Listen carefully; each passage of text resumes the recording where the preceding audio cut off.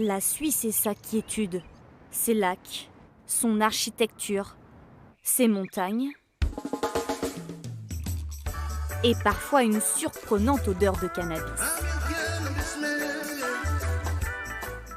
Ici, près d'1 hectare de chanvre est cultivé. En ce premier jour de récolte, les petites mains s'activent.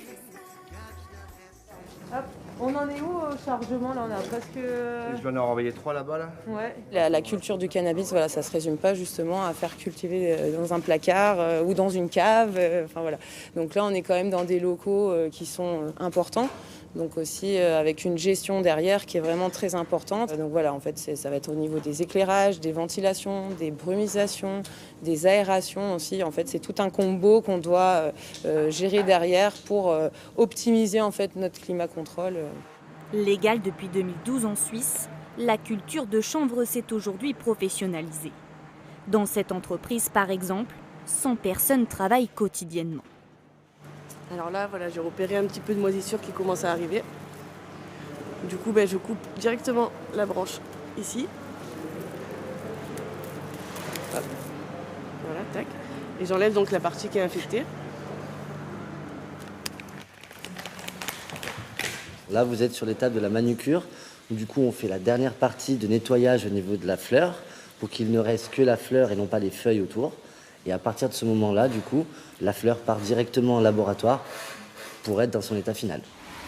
Le produit commercialisé, le CBD, aussi appelé cannabis light, ne contient pas plus de 1% de THC, un argument qui fait mouche auprès des consommateurs. J'aime bien particulièrement le goût, et puis j'aimais pas trop les effets du THC, donc pour moi c'était une bonne alternative, quoi. Ce que j'aimerais, c'est un truc pour le soir.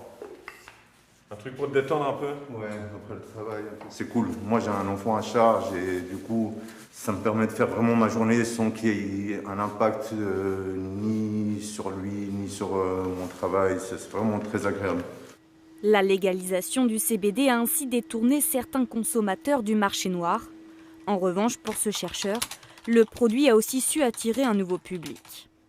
Il y a un groupe qu'on a trouvé qui ne consommait pas déjà du cannabis, c'est le groupe le plus âgé, le plus féminin, et qui ne consomme pas du tout d'herbes fumables, qui consomment de l'huile, et qui sont donc plutôt des femmes âgées, avec des problèmes de santé ou des questions sur leur bien-être, et qui ont été achetées de l'huile de cannabis pour essayer d'améliorer leur état de santé. Dans le domaine médical, les Suisses veulent d'ailleurs aller plus loin. Après le CBD, la législation sur le cannabis thérapeutique plus fort en THC est en train d'évoluer. Bientôt, les médecins suisses pourront en prescrire librement à leurs patients.